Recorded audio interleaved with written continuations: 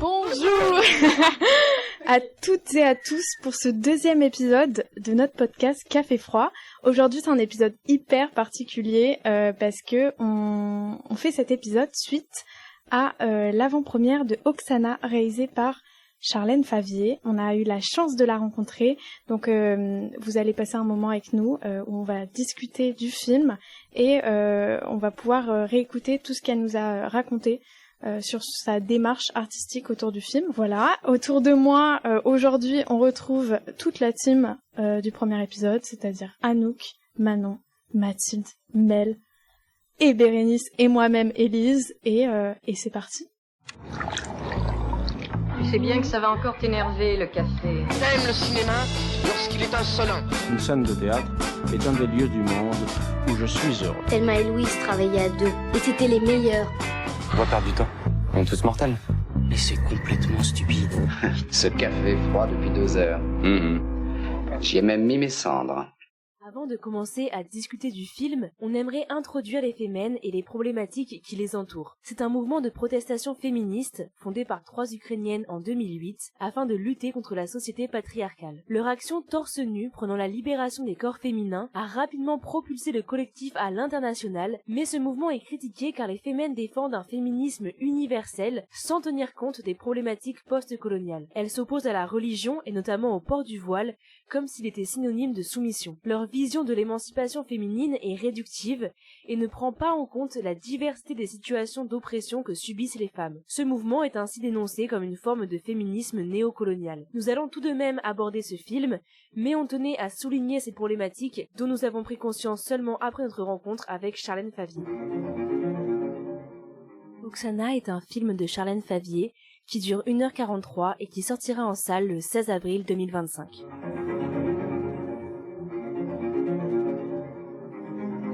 Vous êtes arrivé en France quand? En 2013. Pour quelle raison avez-vous quitté votre pays? On était engagés là-bas. C'est-à-dire?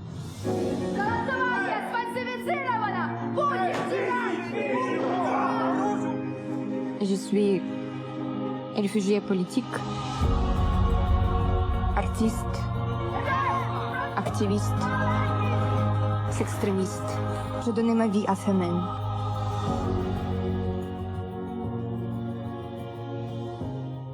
Ukraine, 2008. La jeune Oksana et son groupe d'amis multiplient les actions, slogan peint sur le corps et couronne de fleurs dans les cheveux, contre un gouvernement arbitraire et corrompu. C'est la naissance d'un des mouvements les plus importants du XXIe siècle, Femen. Réfugiée politique, artiste, activiste, Oksana franchira les frontières et militera sans relâche pour les droits des femmes et la liberté, jusqu'à risquer sa propre vie. C'est un très beau film, c'est une très belle histoire avec des super actrices, ça fait du bien de voir des femmes à l'écran, des femmes fortes, c'est hyper important de raconter l'histoire de celles qui sont plus là, qui n'ont pas pu, ou à qui on n'a pas forcément donné la visibilité. Oksana, c'est aussi l'histoire de quelqu'un qui s'est fait écarter des Femen, et donc c'était super, et c'était aussi super de voir les actrices qui sont venues d'Ukraine, c'était très touchant, l'échange par la suite du film, il a donné encore plus de sens au film, donc voilà, c'était super. Non, c'était un super film. Franchement, c'est trop cool de voir un film sur un biopic, sur finalement une personne très peu connue. Enfin, moi, en tout cas, je la connaissais pas du tout. Les Femen, on a trop d'histoires dessus. En fait, là, pareil, c'est très historique et c'est très bien. Enfin, c'est factuel, donc c'est ça qui est hyper intéressant. Plus effectivement, l'après, le fait d'avoir les actrices qui viennent avec tout le parcours en plus du combattant pour venir, pour raconter l'histoire, témoigner. Enfin, c'était hyper beau, c'était très touchant, mais en même temps, la fin avec le côté un peu joyeux, c'était quand même assez agréable de se dire aussi c'est pas fini, je sais pas, moi je trouvais ça super beau en tout cas. Moi, Charlène Favier, j'avais découvert du coup avec Slalom en 2021. Moi, j'avais beaucoup aimé, et du coup, c'est vrai que c'est un film. Ça fait un peu 3 ans que je l'attendais, un peu en sous-main, parce que je voyais qu'elle avait ce projet-là que je trouvais un peu intéressant. Et en fait, même si je peux avoir quelques petites réserves, je pense, en termes de rythme du film, je trouve qu'il y a quelque chose qui fait très bien et que je trouve très beau, vraiment sur la puissance vitale qui peut se dégager du militantisme. Et je crois que là sont ses meilleures séquences. Et Charlène Favier, elle a parlé d'un film qui voulait être un hommage. Je crois qu'à ce niveau-là, c'est vraiment une réussite, un très très bel hommage. Et ouais, donc c'est un beau film qui est plein de qualité, et je crois qu'il rend presque service d'une certaine manière à ce qu'a pu représenter à un moment donné Femen. Moi pareil, j'ai beaucoup aimé. Ce qui m'a beaucoup marqué, c'est la manière dont on nous montre qu'en fait la perestroïka, donc la chute de l'URSS, en fait a impacté directement la classe ouvrière en Ukraine, et qu'en fait le mouvement Femen il naît à partir du moment où les pères des familles ont plus d'emploi, se mettent à boire de l'alcool, à tabasser leurs femmes, et du coup le mouvement Femen il naît à partir en fait de la libération de l'URSS. Donc moi je trouve que le message il est puissant, et ça permet justement de contrecarrer un petit peu le discours qu'on a en Occident, de se dire c'est trop bien que l'URSS soit effondré, regardez comment c'est trop cool le capitalisme. Là on voit en fait que les réels effets que ça a, et que ce mouvement là il naît justement de la fin de l'ère soviétique, quoi. Donc très beau film justement qui je pense permet de remettre un peu de réel sur le mouvement féminin, le mouvement féministe en général, et le combat de l'émancipation de la femme. Bon alors, qui veut se lancer pour un premier avis? Allez Manon, vas-y. Moi personnellement j'ai trouvé le film très pertinent, j'ai beaucoup aimé. Moi j'ai trouvé ça intéressant parce qu'on ne connaît pas vraiment le mouvement des féminines en fait, et moi j'ai découvert avec le film, alors que ça a eu vraiment un impact important du coup en Ukraine, mais aussi dans toute l'Europe après, comme on le voit dans le film. Et c'était vraiment super intéressant. Il y a un rapport déjà au son et à l'image qui est incroyable.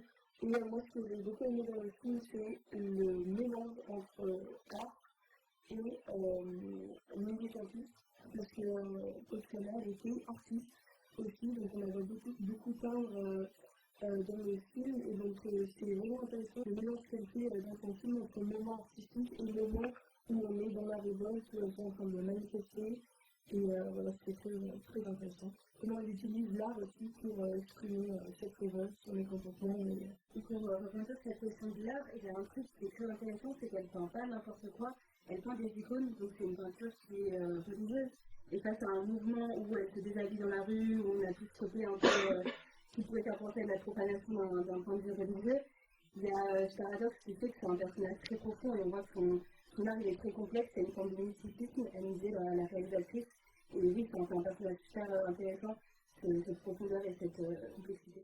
Je rejoins totalement Manon et Mel sur la question de l'art. C'est quelque chose qui m'a beaucoup touchée dans le film, parce que on voit l'art comme la révolution, et ça montre que c'est hyper important. Il faut pas sous-estimer l'importance de l'art, et que on voit que c'est ce qui a inspiré Oksana, parce que donc dans les débuts du film, la chose un petit peu, moi je pense que quand elle a ce déclic, c'est le moment où elle a elle est entourée de draps blancs, et elle se jette de la peinture rouge comme pour faire du sang, et après c'est là où le mouvement se déclenche, et donc j'ai beaucoup aimé cette corrélation entre les deux. Ce côté artiste, en fait, c'est ce que j'ai trouvé très intéressant. Et d'ailleurs, Oksana, elle disait, l'art, c'est la révolution. Et moi, avec mes films, j'essaye aussi de faire un petit peu la révolution. Enfin, en tout cas, tous mes films sont militants. Mais surtout, ce qui est très intéressant avec Oksana, c'est que oui, c'était une artiste. C'est-à-dire que son combat, son militantisme, en fait, avant de le réfléchir, elle l'a ressenti. Et en fait, ça, c'est assez rare, finalement. Les artistes activistes, enfin, il y en a plein, mais je trouve ça passionnant quand en fait on voit l'émotion derrière le combat. Et je pense peut-être que c'est ce qui différencie Oksana d'Ina. Et en tout cas moi, ce qui m'a intéressé, c'est le côté émotionnel du geste, et aussi le fait que ça vienne de l'histoire de l'art, de la femme guidant le peuple, de Delacroix, des icônes, qu'elle soit aussi habitée par une sorte de spiritualité comme ça très forte. Ça aussi, c'est assez original quand même, et ça guide le personnage vers quelque chose de très profond, quoi, dans son geste artistique et militant. Oui, et puis je pense que le film il apporte tellement un message qui est important, même pour notre sujet de podcast, c'est que en fait les gens ont tendance à oublier que l'art, la culture, c'est essentiel, c'est une arme. C'est vraiment nécessaire en fait, et on en a parlé avec la réalisatrice, et je pense que ce qui tourne autour de ce film, c'est la nécessité de parler de ce sujet et de vraiment l'aborder, et je trouve que le film est vraiment magnifique. La réalisatrice, elle a vraiment décidé de créer quelque chose de très esthétique, où on ressent toutes les émotions. L'actrice principale, Albina Korp, il y a quelque chose qui se passe dans son regard, on est directement saisi, tout se lit sur son visage, Et personnellement, ça m'a fait ressentir vraiment des émotions très très très très fortes. Je l'ai vu nous parler, quoi. Enfin, il y a eu une communication à travers les images, à travers l'art, et ça, je trouve, c'est la puissance du film, parce qu'on en ressort, ça a créé quelque chose sur nous en tant que spectateurs, et que même des jours après, le film nous suit encore, et je pense que c'est ça qui est important dans l'art. La nécessité de faire un film, je pense que c'est hyper important. Je pense que c'est vital même pour faire un bon film. En tout cas, moi, tous les films que je fais, ils viennent d'une nécessité très très forte, féroce, enragée.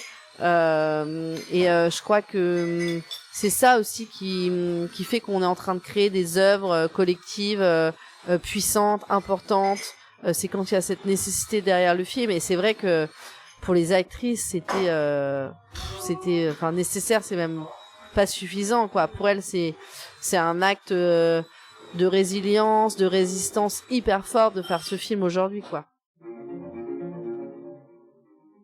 Ouais, et moi, ce qui m'a pas mal atteint aussi, c'est les apports historiques et géopolitiques, juste du contexte, en fait, parce que on est donc en Ukraine, c'est juste après, ce qui s'est passé un peu plus de 10 ans la chute de l'URSS, donc c'est un truc assez important, et on le voit pas mal aussi avec les personnages, en fait, qui sont parfois secondaires, mais qui, eux, ont vécu, en fait, cette chute-là, et qui, même si nous, disons occidentales, on peut considérer ça comme quelque chose de positif, en fait, sur la chute de l'URSS, il y en a qui l'ont vraiment mal vécu, c'est comme les gens, en fait, qui vivaient dans ce régime étaient pas forcément malheureux, et que ça fait tout un changement de leur système de vie. Et ce qu'on voyait bien, surtout avec le père de Oksana, le fait qu'il est tombé dans l'alcoolisme, alors qu'avant, je pense que c'est une famille heureuse à l'origine.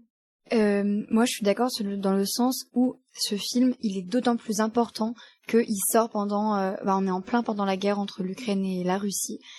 Et donc, on peut pas ignorer ça, et je trouve que la réalisatrice, donc Charlène Favier, elle nous met vraiment face à ça, et toutes les actrices d'ailleurs, parce que donc les actrices sont ukrainiennes, et elles ont fait le choix de rester dans leur pays, et donc de vivre cette guerre. Elles nous mettent face au mur, et elles nous disent, voilà, vous pouvez plus ignorer ça, notre film, il vous montre des images, donc pas de la guerre évidemment, de ce qui se passe avant, mais nous, quand on connaît la situation actuelle, on sait très bien que les deux sont liés, et donc c'est pour ça que je pense que c'est d'autant plus important d'aller voir ce film. Moi, je suis d'accord, je trouve qu'il y a un état d'urgence, en fait, qui se dégage de ce film, et même dans la façon dont il est monté, parce que du coup, il y a plusieurs périodes qui se chevauchent. Il y a notamment une journée qui se passe en 2018, qui est assez proche de nous, et qui fait l'écho à toutes les autres périodes, et on voit qu'en fait, elle a énormément de combats, qui se passe énormément de choses, elle va dans plein de pays, et il y a vraiment cette urgence politique qui se ressent, d'autant plus qu'elle est mise en parallèle avec cette journée qui est plus proche de nous, et du coup, ouais, ça c'est un truc vraiment fort qui nous parle vraiment de notre situation actuelle. Le film sera diffusé en Ukraine. Certains cinémas sont encore ouverts. Lada, que vous avez vu hier soir, qui joue donc Lada dans le film, qui est en fait le personnage de Sacha en vrai, c'est une grande actrice de théâtre. Enfin, elle est jeune, mais elle joue au théâtre depuis toujours presque. Elle fait partie un peu comme de la comédie française ukrainienne. D'ailleurs, les deux autres comédiennes qui sont dans le film, Marina qui joue Ina et Oksana qui joue Anna, sont aussi des comédiennes de théâtre hyper reconnues. Et elle continue de jouer au théâtre. Lada, elle avait une première de son spectacle dans lequel elle a le premier rôle vendredi, juste avant d'arriver à Paris. Ça aussi, c'est une manière de résister. C'est une manière de combattre. Et finalement c'est aussi une manière de militer, et donc évidemment le film on va le montrer à Kiev, en Ukraine, c'est sûr. Moi déjà je ne savais pas les mouvements féministes débuter en Ukraine, parce que c'est l'origine. C'est hyper chouette de comprendre, et surtout qu'ils ont vécu en fait dans les prisons avec justement le KGB, etc., en Biélorussie, en Russie, que des endroits où la liberté d'expression est très peu présente. C'est un film qui est hyper efficace, et Charlène Favier nous en a parlé d'ailleurs, mais il y a eu vraiment tout un travail de recherche. Ce qui est intéressant sur toute cette histoire avec par exemple le KGB, c'est qu'en fait personne ne les croit. Personne imagine qu'on peut vivre ça, et ça paraît fou. Et oui, c'est ça, par rapport à ça, il y a vraiment une scène où Oksana est face à une femme qui juste la croit pas. Elle a mené des actions contre Poutine, contre Loukachenko, qui ont tellement de pouvoir, ça paraît hallucinant et impossible, et personne ne la croit alors qu'elles ont vraiment vécu. Le contexte dangereux dans lequel elles ont fait ces actions militantes. Et tout ça, vraiment, c'est un travail de recherche qui a été quand même hyper important. C'est ça qui fait la richesse du film, c'est que on voit qu'il y a des vraies informations, que ça nous apprend des choses. Le film est très complet sur tous ces points-là. J'ai fait 2 ans et demi d'enquête presque journalistique pour découvrir vraiment qui était Oksana. Donc j'ai d'abord lu tout ce qui avait été écrit sur elle. Il y a eu quand même pas mal d'articles, il y a eu des documentaires qui ont été faits sur les femmes, il y a eu des livres, donc j'ai lu tout ce que je pouvais. Et après je me suis rendu compte que pour vraiment creuser l'âme d'Oksana et vraiment être capable, moi en tant que metteur en scène, de rentrer dans son point de vue, pour faire ressentir intimement ce qu'elle avait vécu, il fallait aussi que je rencontre des proches, des intimes, des gens qui avaient vraiment, qui l'avaient vraiment côtoyé intimement. Donc j'ai rencontré évidemment sa maman, ça c'était une rencontre hyper importante. Aussi ses amants, parce qu'elle a eu plein de mecs. Apollonia, qui était vraiment sa grande amie. Alors je me souviens déjà, je les ai un peu contactés comme je pouvais, parce qu'en fait je rencontrais une personne qui me disait: ah, mais elle était avec telle personne. Ah, tiens, j'ai son contact. Ah, voilà son Insta. Ah, voilà. Donc, c'était en fait, d'abord, j'ai rencontré une personne qui m'a dit: ah, mais il y a aussi cette personne. Et cette personne me disait: ah, mais il y a aussi cette personne. Enfin, c'était vraiment comme un jeu de pistes. Donc, il y en a, j'ai contacté par Instagram. D'autres, j'avais leur mail. Donc, je leur ai expliqué le projet, ce que je voulais faire, que j'avais besoin de mieux connaître Oksana, que je voulais lui rendre hommage, lui rendre justice et tout ça. Franchement, c'était des grandes discussions et c'était surtout eux qui parlaient. En fait, c'était tellement dur pour eux. Dans mon souvenir, c'était pas facile de poser des questions précises parce que j'avais trop peur en fait de leur faire du mal ou de raviver un truc qui aurait pu être déplacé. Donc c'est vraiment eux qui me parlaient. Et en fait, après il y a un lien de confiance qui s'est installé. Toutes ces personnes-là, je leur ai parlé plusieurs fois. Voilà, mais c'est surtout eux qui me parlaient, quoi. Et moi j'entendais, j'écoutais leurs paroles. Tout ça, c'était pendant le Covid, hein. C'était en 2021. Et après, en 2022, il y a eu l'invasion.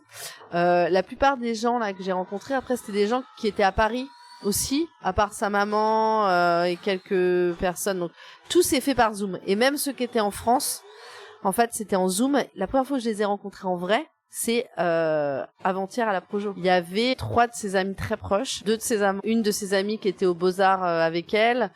Ces 3 personnes donc qui m'ont parlé longuement quand j'étais dans mon enquête, on va dire. Je me souviens, c'était hyper fort et émotionnellement dur parce que quand je leur parlais, on était en 2021, donc très peu de temps après le départ d'Oksana, donc ils étaient bouleversés. Je me souviens, on avait des conversations qui duraient 2-3 heures, ils pleuraient, enfin voilà, ça a été terrible pour eux.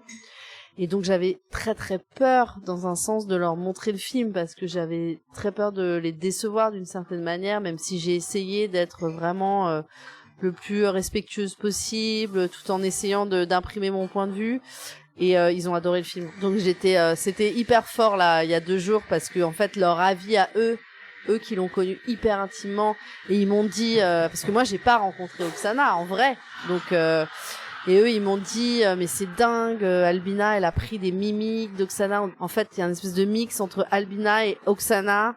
Et ça devient, enfin, ils étaient super troublés et après j'ai demandé à Albina et elle m'a dit qu'en effet elle a fait tout un travail sur le corps, la posture, le placement de la voix. Oui, et c'est aussi ce que me disaient du coup les actrices qu'avec ce film, elles voulaient nous rendre compte d'événements qui ne s'étaient pas forcément passés dans notre pays et donc du coup qui ne nous avait pas impacté de la même façon, on va dire, qui est bien aussi dans le thème qu'elle a décidé de filmer, Charlène Favier, c'est de nous montrer vraiment la violence de ce qu'elles ont vécu. Pour leur petit dessus, par exemple, il y en a qui se sont fait violer, et c'est des choses que nous, on n'est pas au courant, en fait, parce qu'on ne connaissait pas le mouvement féminin, puis tout le film sert aussi à nous rendre compte de cette violence et de ces activités qui ont eu lieu sur les femmes juste parce qu'elles se révoltaient dans un pays où elles n'avaient pas le droit à la parole. Oui, et puis c'est d'autant plus fort, je trouve, dans la représentation de ces violences, parce que ces violences, elles sont vraiment tournées sur ces femmes, c'est-à-dire qu'on voit jamais les agresseurs. C'est toujours leur réaction qu'on voit, et ça crée vraiment des scènes très très très fortes. On est vraiment en empathie avec elles. parce que on les voit souffrir. C'est très intense, je trouve. Enfin, ce qui ressort de ce film, c'est beaucoup de rage féminine. D'ailleurs, vraiment, moi, personnellement, je suis tellement contente. Je crois que c'est le film féministe que j'attendais. C'est le film qui, enfin, montre cette rage, mais montre aussi la sororité au sein de groupes de femmes, mais une certaine aussi douceur qu'on arrive à trouver dans l'art, parce que il y a des moments très beaux où on la voit juste peindre et c'est soigneux et tout ça en contraste avec des moments où, au contraire, comme tu disais Bérénice, où elle va juste balancer de la peinture et tout ça, en fait, ce mélange-là, ça crée vraiment beaucoup d'émotions. Enfin, personnellement, ça m'a créé beaucoup d'émotions quand j'ai vu le film. Oui, enfin, je trouve qu'il y a vraiment un mélange, une balance entre l'intime et le politique. Ce personnage d'Oksana, il représente bien ça parce que à travers son art, c'est aussi son intimité. Et puis il y a des scènes qui sont vraiment politiques, comme la scène dont parlait Mathilde avec la femme où elle lui refuse son statut de réfugié. Et je trouve que ce mélange d'intime et politique, il est aussi dans le mouvement même féminin de se déshabiller. Il y a ce truc où elle le fait d'un coup parce que ça va être plus fort politiquement. Mais derrière, ça pose aussi des questions d'intimité. Enfin, on voit quand elle en parle pour la première fois à son amie, elle lui dit bah non, c'est mon corps, c'est intime et j'ai pas envie de le montrer. Et je trouve que ça, c'est aussi bien abordé dans le film, de montrer que c'est pas forcément non plus évident de se déshabiller comme ça, même s'il y a un truc politique. Et elle aborde vraiment cette chose avec douceur et en même temps avec la nécessité politique qu'il y a derrière, parce que c'est quand même la première fois qu'elle se déshabille Oksana, c'est pendant une action.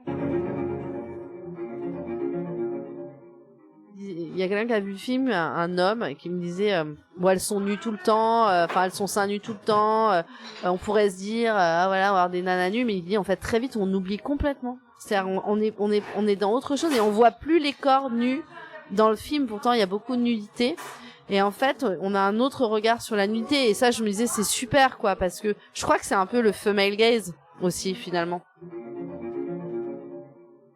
Les corps qu'on voit à l'écran, c'est vraiment pas, enfin, on ne montre pas de la nudité, on ne montre que de la nudité, ça a vraiment un sens, et on voit vraiment qu'elle utilise le nu comme un moyen en fait d'exprimer ce qu'elle ressent et de se battre par le corps, elle se peigne le corps, voilà, elle dit elle-même que c'est la militante, la manière dont c'est filmé sexualise pas du tout en fait le corps de la femme, et même si certaines scènes de sexe, j'ai trouvé que les scènes par exemple de sexe qui étaient filmées, l'esthétique du film à ce moment-là il était plus sale on va dire que les scènes où on filme son corps quand elle est en train de se révolter, d'exprimer son opinion, où là les corps ils sont illuminés, ils sont vraiment face caméra, il y a les couleurs qui les embellissent et les mots aussi, enfin vraiment c'est un tout et elle a réussi voilà, à faire des corps un véritable message en les filmant à l'écran dans son film. Et moi j'ai trouvé ça très beau que vraiment le film il nous montre aussi au début des moments avec sa famille, etc.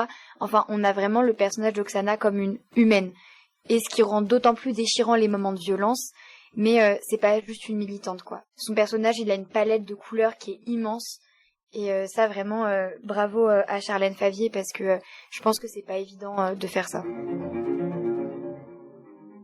J'ai pas pu raconter toutes les histoires d'amour qu'elle a eues, mais tout de suite ils m'ont dit on est tous un peu là. Ils étaient deux à être là, ils m'ont dit bah on sent qu'on est tous un peu là et en fait c'est super, c'est même mieux en fait qu'on soit là sans être là, mais qu'on sente qu'elle avait en tout cas ce désir. C'est un peu ce que j'ai voulu montrer avec la scène dans la piscine et aussi la scène quand elle retrouve Tristan. C'est-à-dire on comprend qu'il y a des hommes autour d'elle.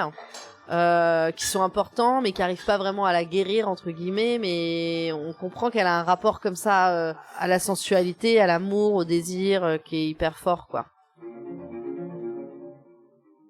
C'est un film féministe que j'ai adoré voir parce que ça fait du bien de voir des femmes se battre. Le film je le trouve sublime parce que c'est un peu ce que Élise disait avant sur l'esthétisme, mais il y a des scènes vraiment qui restent en tête. Il y a une belle photographie, il y a une belle lumière, la musique est géniale et en fait tout ça, ça contribue à faire que le sujet est bien traité et c'est agréable à voir. Et aussi en parlant de ça, on s'était posé une question justement pourquoi avoir fait un film de fiction et pas un documentaire à ce moment-là, vu qu'on raconte vraiment la vie d'une personne qui a existé et c'est ce qu'elle nous disait la réalisatrice du coup. Elle avait déjà vécu beaucoup de choses, donc elle avait beaucoup trié l'information et que la fiction, ça permettait aussi de laisser la place du coup à son imagination. Ce qu'elle nous expliquait, c'était vraiment de représenter un regard sur le monde. Pour moi, le film, il est aussi touchant parce que on voit le monde à travers les yeux d'Oksana. Et c'est ça qui est fou, quoi. C'est que on voit le monde à travers ses yeux de militantes, d'artistes et de femmes. Je trouvais que c'était intéressant d'en faire vraiment un film de fiction pour rentrer. Ce qu'on peut faire avec la fiction, je trouve, c'est rentrer dans les états d'âme d'un personnage. C'est vraiment comme si on était dans son corps et de voir le monde à travers son regard. Et ça, c'est vraiment quelque chose qu'on peut faire en fiction. Et j'avais aussi envie de la remettre au centre d'un tableau, d'une œuvre. Et donc, j'avais envie de travailler les couleurs, l'esthétisme, pour en fait qu'elle reprenne sa place au centre d'une icône. Et ça, c'est vrai que c'est vraiment quelque chose qu'on peut travailler avec la fiction aussi. Moi, ce que j'ai pas mal remarqué, c'est qu'il y a un rapport un peu avec l'eau et le feu, dans le sens où, avec son art, en fait. Il y a ces icônes qui, dans un plan, brûlent, et avec toute la maison qui brûle, ça représente un peu une partie de sa vie qui s'achève, où elle sait qu'elle va se lancer un peu dans le militantisme, et aussi un autre passage où ces icônes prennent l'eau. Et là, ça représente aussi un autre passage sur la fin de son action dans le mouvement de semaine qu'il est devenu en quelque sorte. Là, il y a aussi finalement un peu ce conte de Kupala qui nous est raconté au début du film et qui nous emmène dans l'histoire. J'aime bien aussi travailler sur le symbolisme. Là, il y a le feu, l'eau qui sont très présents et je crois que c'est important aussi quand il y a de la violence de garder de la pudeur. Ce que je trouve beau, c'est que même au cours du film, on sent que ça a été une expérience, parce que du coup, après l'avant-première, on a pu retrouver des actrices qui ont expliqué que ce fait de se déshabiller à l'écran, comme le font les militantes femmes, elles l'ont vécu un peu de la même façon que le personnage. C'est-à-dire qu'il y avait cette pudeur, cette gêne au début, et puis en fait, une fois que tu le fais, tu t'en libères, et je trouve que ça se sent à l'écran vraiment que c'est quelque chose de collectif qui les a tous et toutes enrichis. Il y a une vraie vitalité, une vraie urgence et une vraie volonté derrière, et ça se sent dans chaque partie du film. Et ce film a changé parce que l'expérience de rencontre avec ces actrices ukrainiennes a été incroyable. Ça a changé mon regard sur plein de choses. J'ai appris plein de choses en faisant ce film. Sur la Russie, sur l'Ukraine, sur l'activisme, sur l'art. Ce film, oui, il m'a fait grandir. J'ai appris plein de choses en faisant ce film. Nous, on a eu la chance d'assister à l'avant-première et donc d'avoir pu rencontrer deux des actrices, donc Albina et Lada. Et moi, il y a une phrase qu'elles ont dit qui m'a beaucoup marquée. On peut pas se rendre compte ce que c'est de vivre dans un pays en guerre quand on vit dans un pays en paix. Et c'est vrai que, oui, on est au courant de la situation actuelle entre l'Ukraine et la Russie, sauf que nous, on est en France et on est en sécurité, donc c'est important aussi de se confronter à d'autres pays où la situation est beaucoup plus complexe. On a beaucoup appris de voir, on parle souvent, on a beaucoup parlé de cette guerre entre la Russie et l'Ukraine, ou même d'autres guerres, par exemple, ce qui se passe en Palestine. Vu qu'on est en France, c'est pas du tout palpable parce qu'on n'a pas de gens en face de nous. Les deux actrices, elles ont leurs copains qui sont au front, leurs frères, etc. Ils risquent de mourir à n'importe quel moment. Et elles aussi, elles sont adultes en écran, mais tu sais qu'elles sont dans une sorte de moment de vie hyper intense. Nous, on peut passer à autre chose, mais eux, ils passent pas à autre chose, ils sont en plein dedans. Donc, c'est ça aussi qui est impressionnant et qu'on s'en rend mieux compte, quoi. Voilà, finalement, le film, c'est de la fiction, mais c'est sur des faits qui ont réellement existé. Et moi, ce que je trouve beau, le message, c'est que le mouvement d'Oksana, encore aujourd'hui, en 2025, il continue d'exister et il continue d'être important. Donc, comme vous l'aurez compris, ici, toute l'équipe a adoré Oksana et on vous recommande grandement. Il sort le 16 avril et on a adoré ce film. Parlez-en autour de vous si vous l'avez vu et voilà. On va finir chaque épisode avec une petite rubrique qui sont nos recos culturels. C'est la recoculture. C'est la recoculture. Chacune d'entre nous va conseiller quelque chose qu'il a vu récemment. Qui veut commencer? D'accord. Vas-y. Bon moi en vrai c'est hyper récent, c'était hier soir, mais j'ai été voir l'expo sur la peintre Artemisia Gentileschi, qui est une peintre du XVIIe siècle si je ne m'abuse. Et j'étais hyper contente parce que c'est une peintre italienne et donc c'était assez exceptionnel qu'elle soit exposé en France. Je crois que c'est au musée Jacques Marandré, c'est dans le 17e. Tout était hyper bien raconté sur le contexte de sa vie, son viol, etc. Oui, parce que en fait, c'est une artiste qui s'est fait violer par l'homme qui lui a appris à peindre. Et moi, ça m'a touchée parce qu'elle a une histoire hyper touchante, cette peintre. Et du coup, je vous conseille vraiment cette expo. Elle est jusqu'au 3 août au musée Jacques Marandré. C'est 9 € d'entrée pour les étudiants. C'est très intéressant. Voilà, c'était ma reco. Anouk ? Moi, je vais vous recommander un livre que j'ai lu il y a pas mal de temps.